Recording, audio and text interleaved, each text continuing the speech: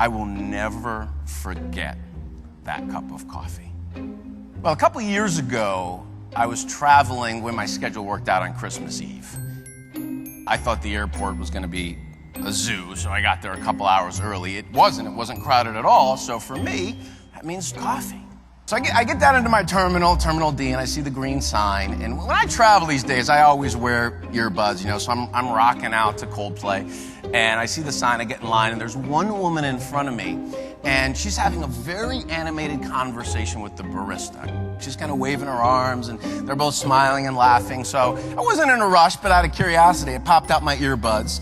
And sure enough, they're going on about their holidays and their plans and the kids and presents, and she starts to move down the line. So it's my turn to order.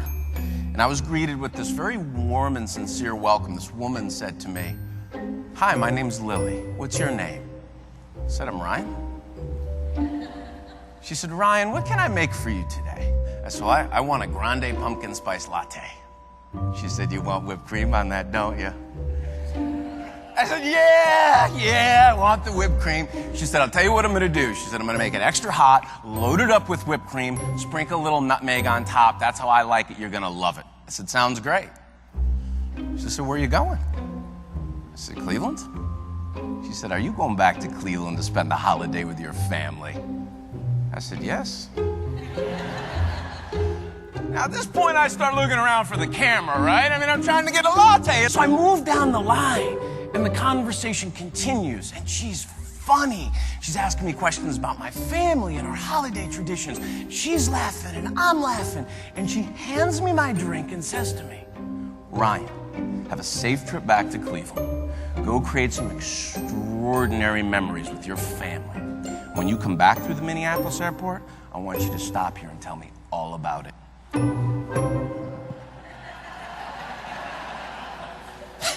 So I get my drink, I start walking away, and I stop and I look back at this woman, and I think to myself,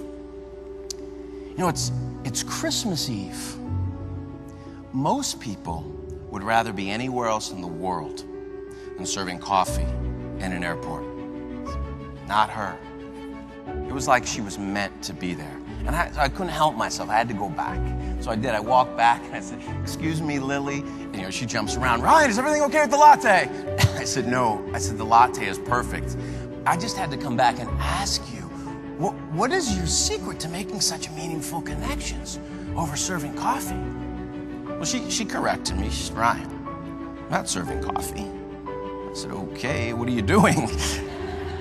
She had thought about this. And what she told me was, "I'm pouring happiness into people's lives." I said, "You're pouring what?"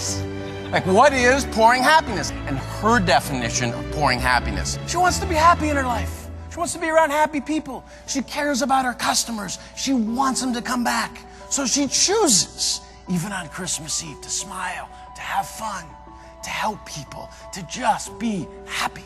Instead of just focusing on how to be successful, focus on how to be helpful. The other thing she understands and masters straight away is the very specific and intentional decision around how she chooses to show up, even on Christmas Eve.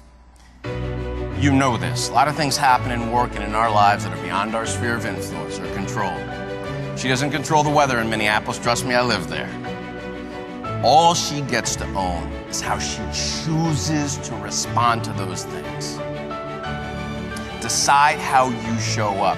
It's interesting, when I met Lily, and she would have had no way of knowing this, but I was pretty heavy in the heart and had a lot on my mind. My parents, both retired school teachers, married 45 years.